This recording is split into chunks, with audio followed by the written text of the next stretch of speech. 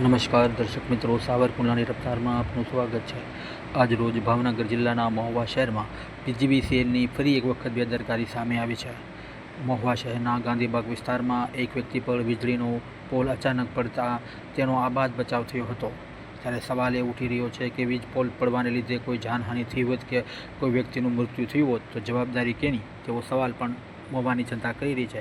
ત્યારે મહુવા શહેરની અંદર વીજ પોલની તાત્કાલિક ચકાસણી કરવી જોઈએ અને નબળા વીજ પોલોને તાત્કાલિક ત્યાંથી સ્થળ પરથી દૂર કરવા જોઈએ તેવી પણ લાગણી અને માગણી લોકો કરી રહ્યા છે। કુબેરબાગ વિસ્તાર એટલે ધમધમતો વિસ્તાર છે। ડૉક્ટર હાઉસ તરીકે જાણીતા આ વિસ્તારમાં અચાનક જ પોલ પડતા થોડીવાર માટે આ વિસ્તારમાં નાસભાગ મચી જવા પામી હતી। સદનસીબે કોઈ મોટી જાનહાનિ પામી નથી તે સારી વાત કહી શકાય, પરંતુ ભવિષ્યમાં કોઈ મોટી દુર્ઘટના ન ઘટે તે માટે આ અંગે યોગ્ય પગલાં લેવા જોઈએ તેવું મહુવાના પૃથ્વી નાગરિકો કહી રહ્યા છે। Bureau report, Savarkundla રફતાર, Iqbal Sorathiya, Mahuva.